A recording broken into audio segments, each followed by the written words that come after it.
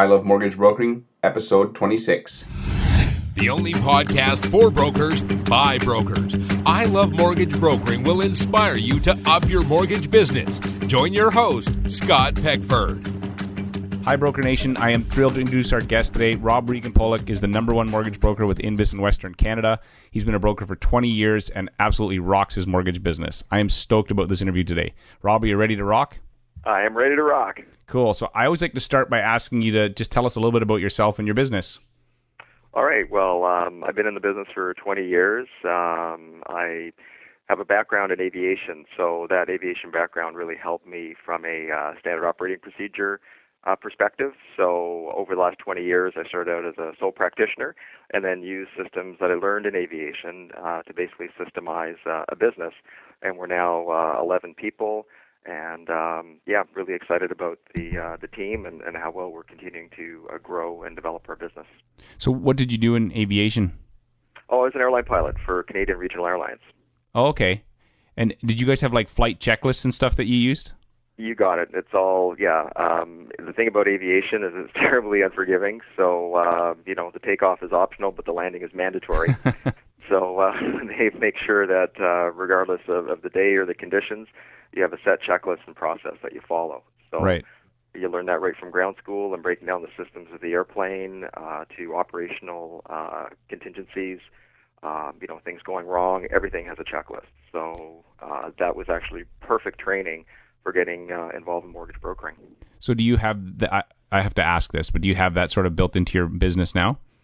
We do, absolutely. Yeah. So there's set checklists and a procedure manual that we developed, and I have to thank my lovely wife Francine for helping me develop that. It's actually, believe it or not, a 200-page manual of how we do things here, right from the mindset that we have of our team to taking leads and following up on people. So it's a pretty it's straightforward in the sense, Scott, that it's easy to follow, but it's 200 pages because it deals with all the different contingencies that can happen when we're dealing with people. Right, and you want to make sure that there's consistency in the experience. Exactly, and that's what it's all about. So how did you go from pilot to what, because nobody, as a little kid said, I want to be a mortgage broker when I get up, because I don't even think it existed probably when you're a little kid. But so how did you go from airline pilot, which is a pretty good career, and with some pretty good perks, to mortgage broker? Yeah, so it just turned out to be that age where I was on the bubble. So when I was with Canadian Regional Airlines, you have your seniority number and you're expected to move up the ladder. Well, moving up the ladder became challenging because I was with Canadian, and as you know, they're no longer around. So when I was laid off from Canadian Airlines, they said this could be a very long layoff, and what they wanted to do, in fairness to us, is to have some vocational aptitude testing to sort of understand what are some of the other things that you might be able to do. So one of them turned out to be credit manager for my profile, and I had no idea what a credit manager was, and it was just through happenstance that a buddy of mine who is a mortgage broker said, well, credit management is effectively what we do. So, what are your vocational skills? And I said, well, mine are basically taking, a number of elements autonomously and then moving it from A to B, like a flight plan. Mm-hmm. And he said, well, that's kind of what we do in mortgaging. People are here and they want to be here and they need a plan to get them there. So we kind of had a good conversation, and it was really interesting to find out that fuel can be like income, credit can be like weather. So what I was able to do is quickly determine, the different aspects of flight planning and risk in aviation to this credit management role, which is effectively what we are. It's, technical sales. So, so that's how it all started. So my friend said, well, why don't I introduce you to the managing partner? I got sponsored, and, the rest is history. Here I am. Dude, that sounds like a book to me. Like, seriously, I'm like, I can picture a book right from that whole concept of, like, fuel is the, income, and what'd you say the Yeah, weather is like a credit report. Right, sometimes it's a little stormy, sometimes a little dark. Yeah, no, dude, that's so good. Like, have you ever taken the time to, like, put that into any sort of a, book or something? No, I guess that's something that I could look forward to when things quiet down. I've been so focused on brokering and sort of love what I do, and that really takes up most of my time, Scott. Right. No, I love that whole metaphor. It's just fantastic, and there's so many ways that it parallels what we do, and I never even thought of that until you use that example. So awesome. So before I dive into your story, I always like to ask about a success quote that has impacted your life or business, because I find quotes distill like a big thought into a really simple, you can carry it with you, a portable thought. And so can you share with us an example of a quote that's really impacted you? Yeah, the one that resonates with me most is the Teddy Roosevelt, "No one cares how much you know until they know how much you care." And so that quote, how have you applied that to your business? Well, from the business perspective is, we are selling at the intangible. Quite often it's viewed as a transaction. So what people are looking for is relevance and understanding and a connection. So that's really what we do from day one. So when people are calling in, we really have about 60 to 90 seconds to bond with them, to show that we understand.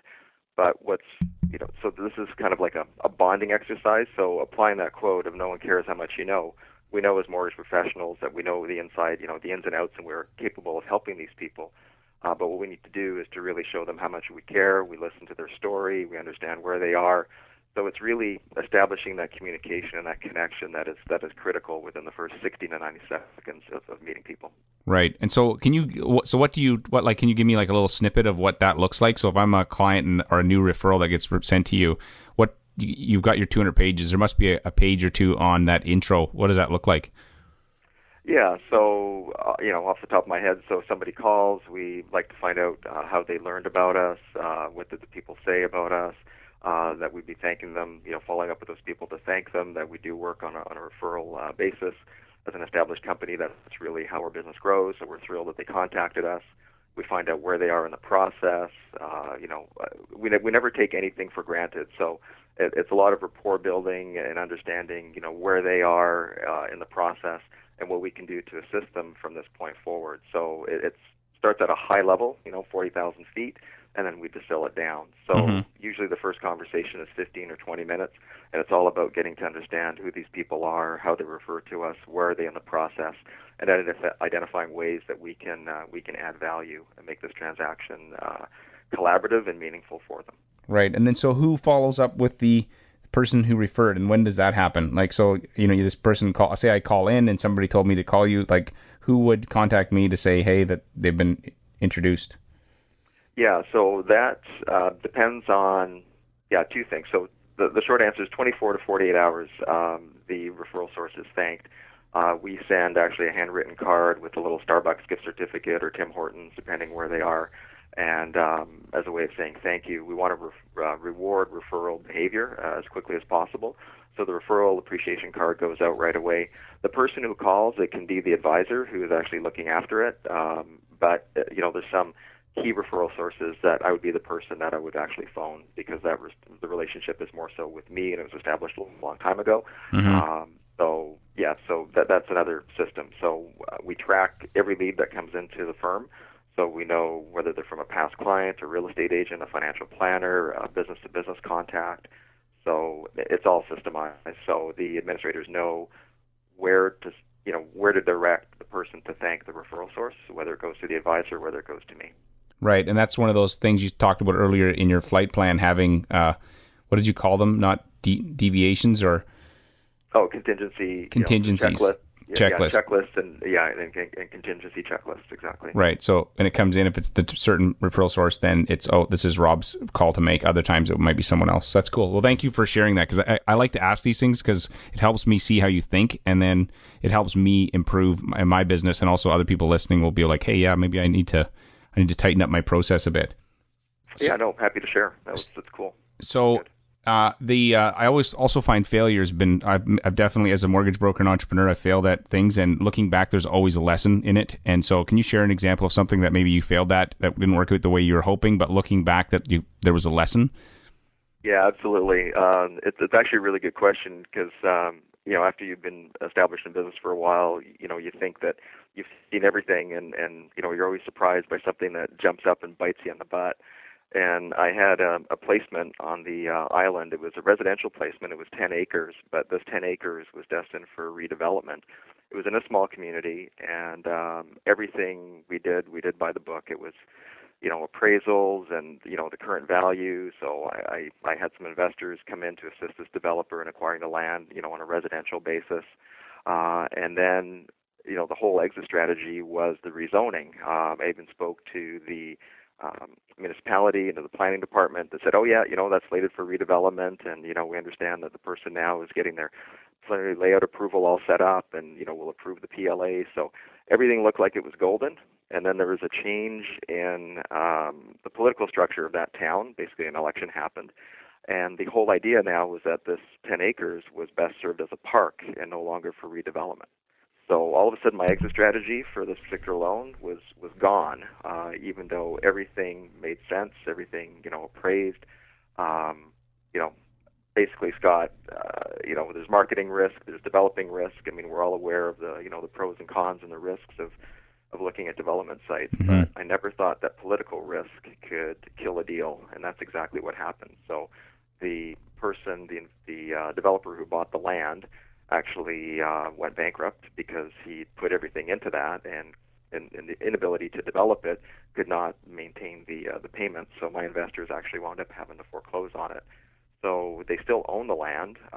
It's still zoned for single family. They're okay, but it was one where you never anticipate something like political risk. You don't really train to think about that when you're becoming a mortgage broker. Well, and you can't plan for it either, really. I mean, you don't know who's going to. But I guess that's the nature of our real estate and investment, is there's always risk that you can't plan for. Yeah. So that one totally bit me. So it was the only one time that I've not been able to get investors out or avoid a foreclosure situation. So good thing is that we're conservatively advanced, and the loan-to-own program is what this deal turned out to be. So felt bad for the borrower, felt bad for my investors having to go through this because I never expected that they'd have to do that.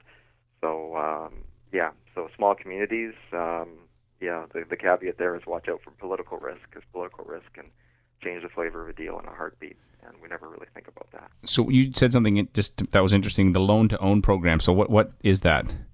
Well, yeah, it's an industry terminology that with private lenders, when they're making an investment into a property, loan-to-own becomes a term where the exit strategy may not be that well defined, and that there's a large amount of risk with the deal, that they have to like the property and like the prospects of eventually having to foreclose and either go order absolute or conduct to sale. So in this particular case, they went order absolute and took possession of the land. That was the best way for them to extricate themselves. So they're happy. They have 10 acres, within a town site on the island, and the value is there. And they're just waiting to see if the political tides change and they can get it redeveloped in future. Mm-hmm. Okay, so yeah, I thought maybe you had a program for that, but that's just a way. No. Yeah, it's just a way to describe what the outcome of a private loan that may not go the way you hope. Exactly, you got it. Okay, cool. I hadn't heard it before, so. Oh, okay. I know I'm doing this 8 or 9 years, and I have not. I don't do a ton. I'm not in the. I don't do a lot of private loans, so. But I hadn't actually heard that, so I know you're probably thinking, who is this kid interviewing me? So I know. I noticed that successful brokers always have systems and processes, and I know that you do, especially being being an airline pilot, and they're willing to adjust them in order to get a better result. So I'm going to ask you first about administrative process. So can you share a specific administrative process that maybe wasn't working as well as you'd like, and then what kind of tweak you made and what the outcome was? Yeah. So administratively, we like to really position ourselves as relational. So rather than competing with the banks at a transaction level and trying to win the transaction, what we like to do is to educate the borrower that the concept of managed money over time is going to serve them the best. So, a few basis points here or there are not really going to make that much difference if you're fine-tuning along the way.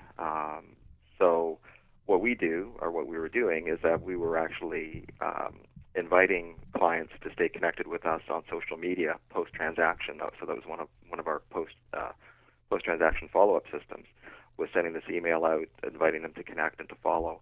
And what we found was that, I think we put like 400 invites out, and at the end of the day, I think we only had like 20 people jump in on that. So what we've now been doing is, rather than sending an email to invite them to connect. We're just actually hunting them down now. It sounds like mortgage stalking, but what we do is when we complete a transaction, we take a look to see if they have a social media profile, a Facebook or a LinkedIn. And what we do is we go on there and we just invite them to connect with us and just say that we really appreciate working with them. We look forward to staying in contact with them, and we find that social media is a good way of doing that. And that's the context of the content of our invitation to connect on social media. And what we're finding now is that we're more like 7 out of 10. So it's really made a foundational difference in staying connected with our clients. So from a practical perspective, you were initially sending out an email that said, hey, here, like our page. People were like, yeah, 2 and 20 and 400 were saying yes. And now you have, so do you have like a page, or do you just have like a profile that's sort of like, that because you can friend somebody much easier than you can have them like your page. So do you use a profile, like a Rob Regan-Pollock profile that, Yeah, there's Invest Team Rob Regan-Pollock on Facebook, and then I have my LinkedIn profile. So, and we also have a Twitter, a Team RRP Twitter account. So what we're doing now is the staff are reaching out to clients through my LinkedIn if they're on LinkedIn, or through Facebook if they're on Facebook. And we're connecting that way. So that way, the updates that I do, there is a blog that I create probably 3 times a month, I'd say on average, and it's just economic updates and information. So again, I'd like to make it meaningful information, so it has some impact when we're sending this out to clients. But we also paste that on Facebook, LinkedIn, and tweet it out. Right. And can you do you have any, like, you obviously track your leads and stuff, so do you have any like evidence that it's working as far as generating business? Yeah, it's hard to say because 80% of what comes in is either repeat or referrals. So what I can say, though, is that through the social media platform, our ranking has continued to increase based on the amount of traction that we're getting. So what we've actually found now is we're getting 2 new leads a month on average just from people cruising Google and seeing our team.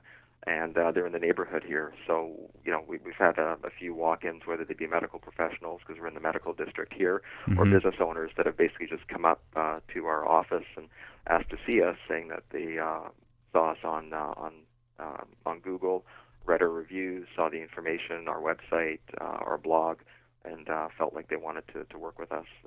So that's kind of nice in being able to develop that. It's kind of a bonus, because really for us it's about building community with our clients and being able to continue to add value post-transaction. So if that spills over into a social media framework that professionals and other people in the area here like, and it's driving business, it's just an added bonus. Okay, one last question on this. So Sure. On the Facebook profile and stuff, so are you posting just business-related things, or do you have personal as well? What's your mix? Yeah, so I have my own personal Facebook, and that's for friends, family. The team RRP one is more so about us and our team and what we're doing. So it's so from what so I am keeping it separate. Okay, yeah, that's a good strategy. So anyway, I love what you're doing there. And actually, that was an administrative process that I asked about, but it sounded an awful lot like a sales process as well. Yeah. Well, I guess at the end of the day, we are, even though we're in the mortgage business, it's all about getting the word out. So we are really a lead generation company, working to serve and to add value. But, mortgages just happen to be the end product that we're helping people with. But really, at the end of the day, people have to know what you're doing in order to, for you to stay busy. So, right.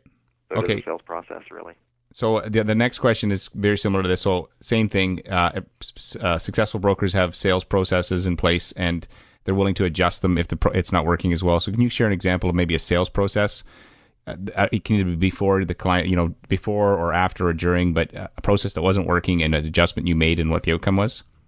Yeah, so as far as newsletters go, so again, part of the drip method and keeping contact with customers, what I found really interesting is that we took the merit survey from camp, where you're supposed to connect with your clients, minimum 4 to 6 times a year. 6 times was the ideal. If it's less than that, you're, not optimizing it. If you're more than 6 times a year, you might be viewed as a mortgage stalker, and that's not cool. So we took that to heart, and we started sending out newsletters. So we're getting 6 newsletters out every year. And then, when we started to chat with people, they're saying, Rob, or to the advisors, this is the first time we've actually communicated with you. And we kept getting this feedback that they said this is the first time they've heard from us since the transaction. And I'm like, well, have you been getting my newsletters? They say, well, yeah, but that's not the same. Like putting something into an envelope and sending it to me 4 times a year is not the same as actually picking up the phone or talking to me. So, from a relationship perspective, you said you're going to maintain a relationship. And to me, that means, two-way dialogue back and forth. So it was like a big light bulb moment that we're spending all of this money on newsletters and processes to stay in touch with people. But from their perspective, back to no one cares how much you know till they know how much you care, they thought that was kind of a cheap way out. And so from that point on, we instituted annual reviews, whereby we contact every single client once a year. So our client service coordinator, Alan, is checking in with everybody annually to see how they're doing, and so he's making a good number of phone calls a day.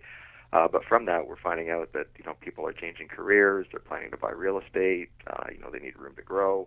So it's actually turning into a nice lead generation and sales process, and it's also honoring our commitment to stay in contact with people. So it's kind of a win-win. And so, does he have like a list of questions that he asks, or does that when Alan? Yeah, and they're homegrown, so we fine tune those over time. So it's all about so sharing relevant information. So saying where their rate is compared to where the market is. Have they had any changes in income? Is there any family planning going on? Like what are some of the things that have happened in the last year that they might want to know about? And what about the market would they like to know about? So so I keep Alan up to date on information, and he's very good at it himself and understanding what the market is doing and where rates are. So he has a script, and again, that's all customized to the type of client that it is, right? And what we're doing. Well, there's a reason that you do the amount of business you do. Obviously, you guys are thinking about every single touch point and how important they are, and how to, like you said, honor your client, and at the same time, grow your business with it. Yeah, absolutely, and that's really, Scott, what we need to do is to, respect. When I look at the transaction approach, what that does, from my perspective, is it creates the need to always be hunting, and I really consider myself more as a farmer. So really, what I want to do is to grow this book of business, look after it, nurture it, and that in itself, and how we assist these people becomes part of my marketing and sales process. Is that how you treat these people and how you leave them feeling is really how you're going to continue to grow the business. Mm-hmm. So for me, it's aligned, quite nicely, and it's taken a lot of time to figure out how to do it. And that's awesome. I take notes on every show. I always listen to them at least a couple times, because I find right now I'm trying to stay in the conversation, but I'm going to go back and I'm going to be writing down a whole bunch of stuff from this conversation. So there's a recurring theme I've noticed too of talking to brokers, and there seems to be 2 camps forming. One is on the need to cross-sell and diversify your income. And so some people think that's the way to go, and other people think, no, just stick to mortgage brokering. I just wanted to know what your take was on it, and if you are diversifying, what area are you focusing on? Yeah, so through Invest and MI, there are a couple of products that are available to help streamline the process for clients. So there is the mortgage life and disability critical illness that can be a tag-along, and we have a unique relationship being directly plugged into Canada Life through Invest MI. We also have a property and casualty insurance through Unitas, which is a national brokerage firm, where we can offer point-of-sale convenience on the fire insurance for the home. So I'm zoning out here. The property and casualty insurance for the house insurance. Mm-hmm. So we have a couple of products that are available at point of sale for convenience that are competitively priced and can add additional revenue to the transaction. Other than that, there isn't really anything else that we do other than those 2 products. But I do believe that it's nice, and I've always been an advocate of having a certain amount of your business, where appropriate, going into a trailer fee model. Mm-hmm. I know that's had some challenges, but there are a number of providers out there that do provide trailer fees. So, if you can put 10% of your book into a trailer fee model, you are building an annuity and value in your business.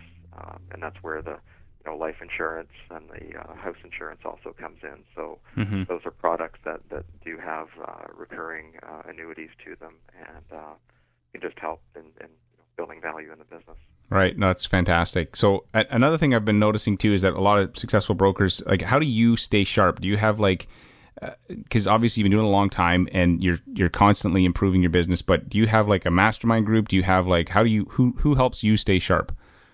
Yeah, so there's a couple of groups that I belong to. So there's a number of entrepreneurs in Vancouver that I hook up with once a month to share ideas and business. And yeah, so the whole idea is conceptualizing and always being geeked out, and that's the drive and the passion that I have for what I do.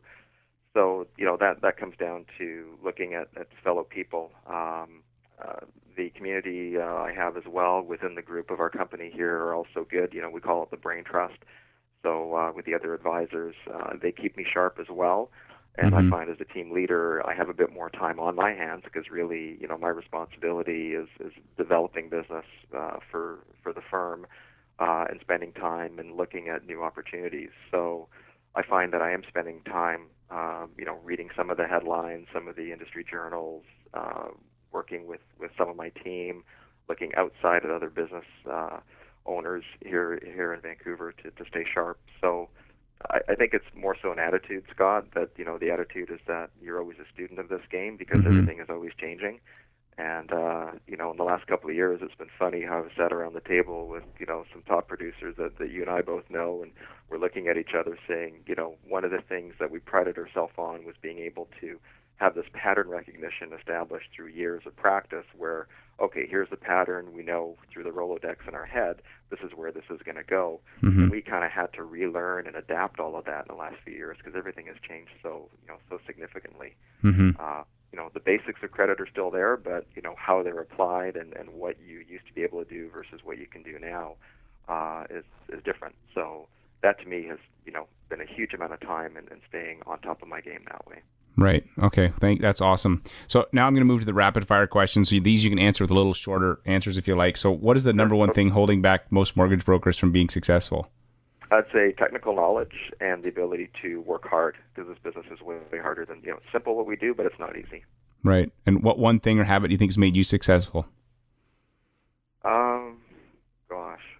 I think it's my discipline and adherence to processes.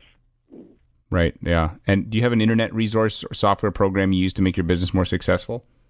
Not really, no. I'd say social media is probably where I foray into the web-based area there. And if you could recommend one book for our listeners, what would it be? E-Myth Revisited by Michael Gerber. That was my Bible.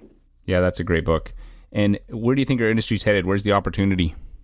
Well, it's heading more into advisory and relationship, and I think that's where the opportunity is. I think competing at a transaction level or going straight to price and commoditization of the industry is a dangerous precedent. So I think if we can continue to focus on the advisory side and working with people long term, that's where the opportunity is. And here's one of my favorite questions. It's called the DeLorean question. Remember the movie Back to the Future? Totally. And so the DeLorean is the car with the cool doors. And so if you could get in the DeLorean and travel back to your first day. You're not old enough to be in the DeLorean, man. You're not old enough. Me? No. Actually, I watched that movie recently again, and it's a pretty good movie. So if you could get in the DeLorean and travel back to your first day as a mortgage broker and give yourself 3 pieces of advice so that your business would be bigger today, what would you tell yourself? Well, first thing is I would have hired an assistant sooner. The second was I would put myself out there more like with the benefit of hindsight. There were times where I was holding back or expecting the rewards would be immediate for some of the work that I did. And, what I'd say is that just doing it and not thinking about it, not overanalyzing it, just putting yourself out there and don't expect rewards right away. Just work hard and know it'll be there for you. And the third one would be not to buy the Motorola brick phone. That was a bad idea. The Motorola brick phone? Yeah. That's hilarious. Well, how can people find you online, Rob? www.teamrrp.com. That's where I'm at. And are you guys hiring at all? No. We are basically a closed shop at this point. I'm training an intern, Trish, and it's more of an account management role book that I have. So we have 1 or 2 external hunters, but that's it. And I really want to focus on the book of business and continue to grow the book. Rob, I have really appreciated your time and your insights. I'm definitely going to be listening again and writing down notes and tweaking my processes. Thank you so much for your time. If people want to check out the show notes, they can go to ilovemortgagebrokering.com. All the resources will be there. Rob, I hope you rock the rest of your year. Yeah, thanks so much, Scott. I really appreciate the opportunity, and great to chat with you. So happy to share, and wish everyone well in their practice. Thanks, man. The only podcast for brokers by brokers. I Love Mortgage Brokering will inspire you to up your mortgage business. Join your host, Scott Peckford. Hi, Broker Nation. If you enjoyed this interview, please take a minute, visit iTunes, and rate this podcast. If you do, you'll get 3 deals in the next month. Okay, that's not true, but I would really appreciate it. Also, I want to invite you to join me on a quest. After every episode, I personally take 5 minutes and think about one thing or one idea I can use to improve my mortgage business. I encourage you to do the same. Over the next 12 months, I plan to do 100 interviews and make 100 improvements. I'm going to track these to see how they impact my business and, more importantly, my bottom line. Visit ilovemortgagebrokering.com and post in the show notes what one thing you plan to do differently after listening to this interview, and check out what other brokers are sharing. Also, if you'd like to connect with me, fire me an email at scott@robyourbank.com. I love hearing from passionate mortgage professionals who are interested in improving their business. Until next time, rock on.